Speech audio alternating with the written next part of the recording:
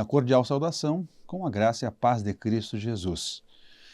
Lição número 4 da nossa revista, estamos falando nesse trimestre sobre as 7 igrejas da Ásia, reflexões para o nosso tempo, que é uma publicação do editorial da Convenção Batista Conservadora, que está sob a gestão do Seminário Teológico Batista Gilgal.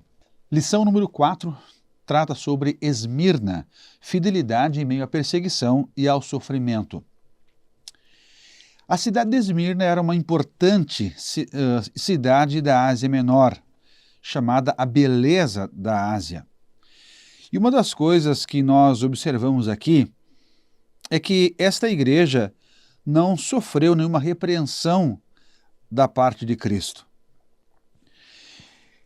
O texto áureo da lição fala sobre Apocalipse 2, verso 10, que diz assim: "Sê fiel até a morte, e dar-te-ei a coroa da vida." Vemos que, no primeiro ponto da lição, Cristo se apresenta como aquele que venceu a morte. Ele começa dizendo: "Ao anjo da igreja que está em Esmirna escreve, isto diz o primeiro e o último, que foi morto e reviveu." Então Cristo é o Senhor que venceu a morte, e venceu a morte de forma absoluta, porque todas as pessoas que passaram pela morte na Bíblia e foram ressuscitadas, tanto no Antigo Testamento como no Novo Testamento, com exceção de Cristo, todas voltaram a morrer. Porém, Cristo venceu a morte, triunfou sobre ela e vive para sempre. A morte não teve mais poder sobre o Senhor Jesus Cristo, porque Ele é o Senhor que venceu a morte. Ele fala, inclusive, para o apóstolo João, quando se mostra para ele diz assim que eu sou aquele que fui morto, mas estou vivo aqui pelos séculos dos séculos. Então, ele foi quem morreu e foi quem ressuscitou e venceu de forma definitiva a morte, porque Ele é o Senhor da vida. Ele é a ressurreição e a vida. Triunfou sobre a morte. Apocalipse 1,18, ele diz assim: "Eu que vive, fui morto, mas eis estou aqui vivo para todo sempre. Amém. E tenho as chaves da morte e do inferno", ou seja, a autoridade suprema de Cristo Jesus sobre a morte. Então é maravilhoso saber que verdadeiramente o Senhor triunfou. E esta é uma promessa que, num dado momento do propósito de Deus, também se aplicará a nós, esta promessa da vida eterna através de Cristo Jesus. Nós temos também esta promessa, que vamos vencer de forma definitiva a morte. Então Cristo, o Senhor da vida, que então venceu a morte. É maravilhoso isto, meus amados irmãos. Cristo, então, sendo o Senhor da igreja e que venceu a morte, ele também fala sobre conhecer o sofrimento da sua igreja. Apocalipse 2,10, o texto bíblico diz assim: "Nada temas das coisas que hás de padecer. Eis que o diabo lançará algum de vós na prisão, para que sejais tentados e tereis tribulação de 10 dias. E completa dizendo: sê fiel até a morte, e dar-te-ei a coroa da vida." Então, esta é uma certeza, esta é uma convicção desta promessa gloriosa feita pelo Senhor à sua igreja. Então, os cristãos ali estavam sendo fortemente perseguidos por Roma. E vejam só, Esmirna, pela relevância que tinha na Ásia, era um destacado centro de adoração ao imperador, que era considerado uma divindade. Se autodeclarava um ser divino, se autodeclarava Deus, e o culto ao imperador romano também era voltado para a adoração deste imperador. Então, Esmirna era um destacado centro de adoração ao imperador. Tal culto a este César era celebrado mais como um símbolo de fidelidade política do que propriamente devoção religiosa. Então, quando a igreja não se dobrava perante tal culto que celebrava a divindade do imperador, essa atitude fez com que a perseguição fosse vista como rebelião. E isto gerou preconceito e perseguição, e custou a muitos não apenas suas possessões, mas trouxe também aprisionamento e morte. Em Apocalipse 2:9, o texto da palavra do Senhor, ele diz assim: eu sei as tuas obras, e a tribulação e a pobreza, mas tu és rico, e a blasfêmia dos que se dizem judeus e não o são, mas são sinagoga de Satanás. Isso nos faz lembrar, meus amados irmãos, inclusive a atitude daqueles jovens lá na antiga Babilônia, quando foi decretado que era preciso reverenciar a estátua de Nabucodonosor. Aqueles 3 jovens não se prostraram, não se dobraram e foram condenados à morte, sendo lançados numa fornalha de fogo. Mas eles, tementes a Deus, resistiram bravamente e se mantiveram fiéis ao Senhor na sua devoção, foram sentenciados, mas não se dobraram. E trazendo para a realidade desta igreja, conforme nós lemos no texto, e a própria história da igreja nos afirma isso, esta perseguição somente fortalecia a determinação desses cristãos. Então Jesus, ele profere palavras de conforto, de alento e de encorajamento nessas horas tão difíceis. Porque pode-se perder aquilo que é material, pode-se perder, inclusive, a própria vida, quando se é condenado, perseguido pelo fato de servir ao Senhor.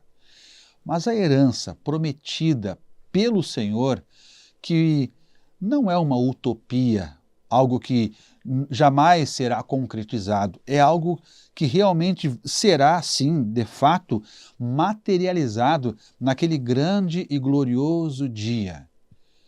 Então, o Senhor prometeu para aquela igreja ser fiel até a morte, mesmo que seja submetido à morte, mas a coroa da vida será dada àqueles que se mantiverem fiéis, mesmo diante de tais ameaças e mesmo diante da efetivação de uma sentença, como foi ou como foram muitos irmãos nossos submetidos à perseguição, alvo de perseguição, condenados, muitos foram mortos, condenados, mas não negaram a sua fé, eles foram perseverantes.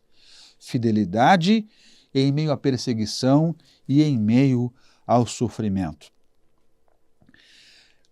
A perseguição somente fortalecia a determinação desses cristãos.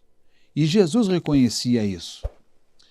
Quando nós temos convicção da nossa vida com Deus, nenhum fator externo, nem mesmo a morte, nos poderá separar do amor de Deus que está em Cristo Jesus, nosso Senhor. Nenhuma outra circunstância, nenhuma outra adversidade E esta igreja de Esmirna tinha esta certeza, esta convicção de que verdadeiramente valia a pena servir ao Senhor, servir a Cristo e manter-se fiel ao Senhor. O cristão pode até mesmo sofrer a morte, mas receberá vida eterna e as bênçãos que são resultantes desta vida de fidelidade, esta vida eterna em Cristo Jesus. A frase destaque desta lição diz assim: pode-se perder riquezas materiais, mas não as espirituais. O cristão pode sofrer a morte, mas receberá a vida eterna e todas as bênçãos dela advindas, que são resultantes desta vida eterna prometida pelo Senhor. Os bens materiais, aquilo que é material, isto se perde, mas aqueles valores que são eternos, valores espirituais, a fé, a esperança, o amor, tudo isso não passará, permanecerão, porque são valores eternos, algo que não é material, que não é tangível, que não é palpável, mas que são fundamentais na vida daqueles que servem ao Senhor.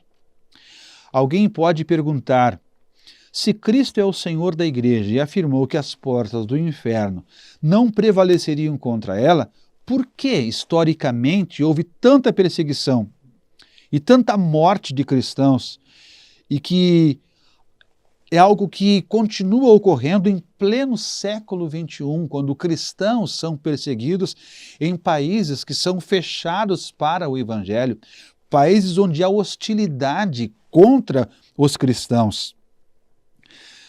Não querendo ser simplista ou simplificando as coisas, nós encontramos em várias passagens bíblicas respostas que podem nos fazer compreender o porquê destas coisas.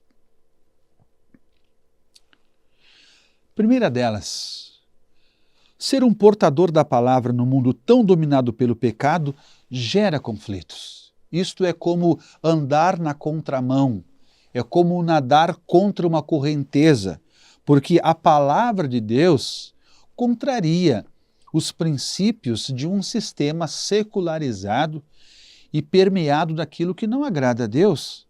Então, proclamar boas novas gera este conflito. Isto confronta esse sistema que foi estabelecido no mundo, que contraria, que menospreza a palavra de Deus, os valores eternos.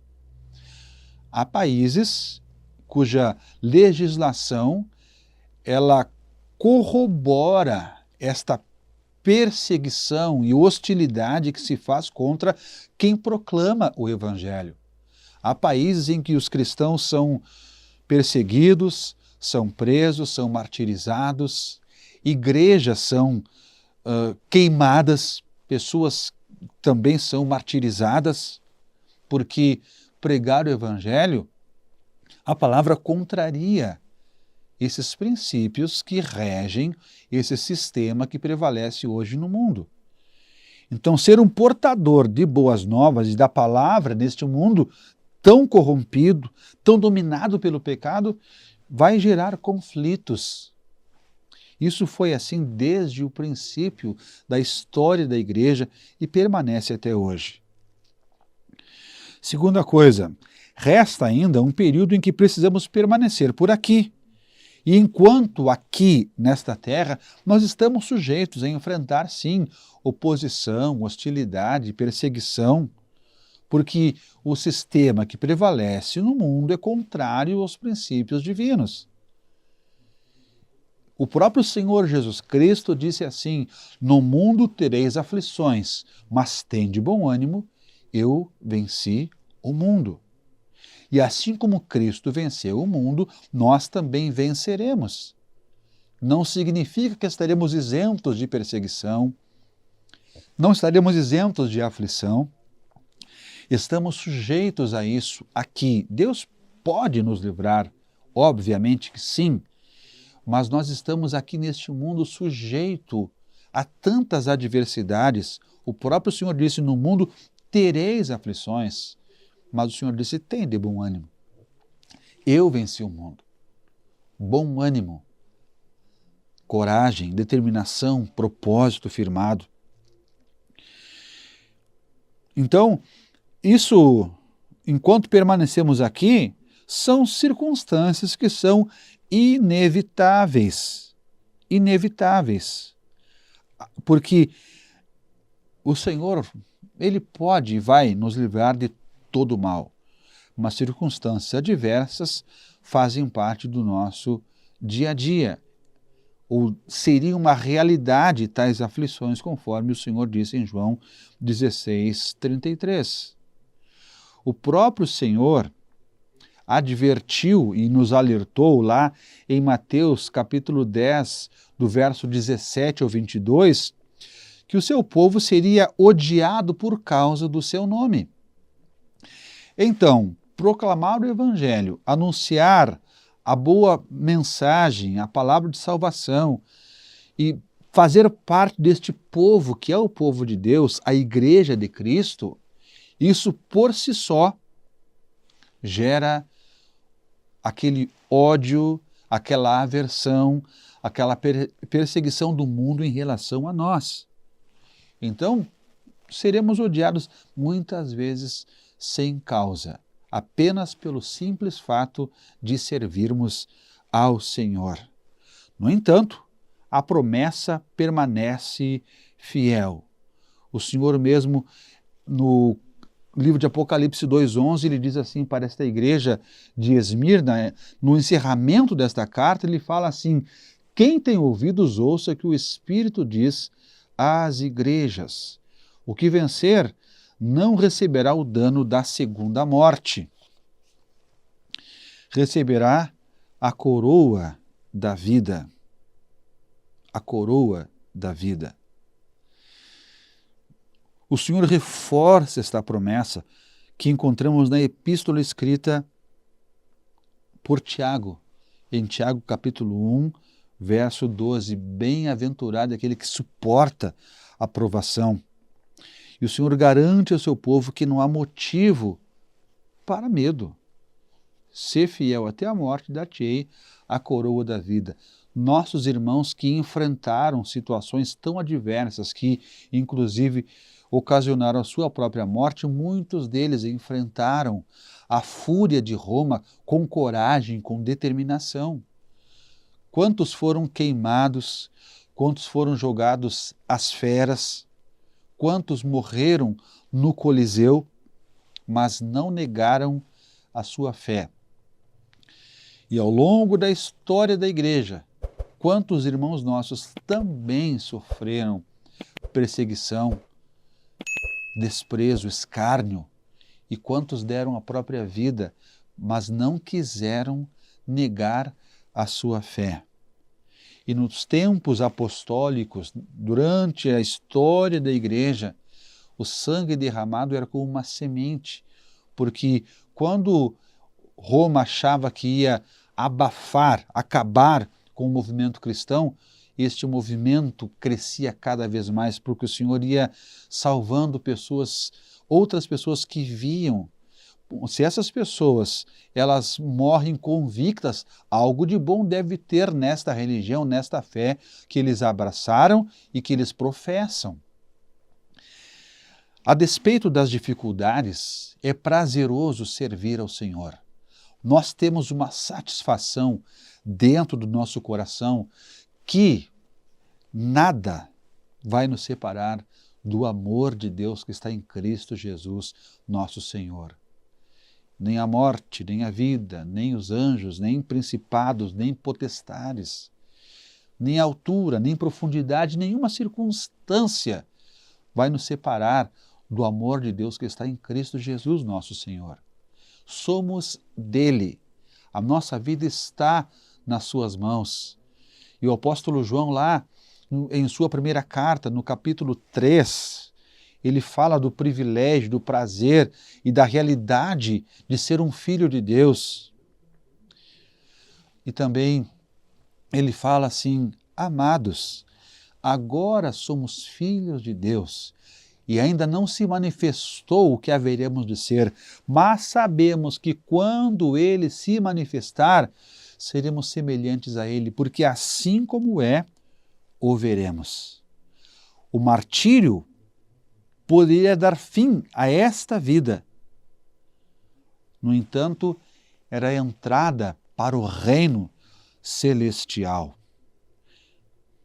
A segunda morte, que o texto faz referência aqui,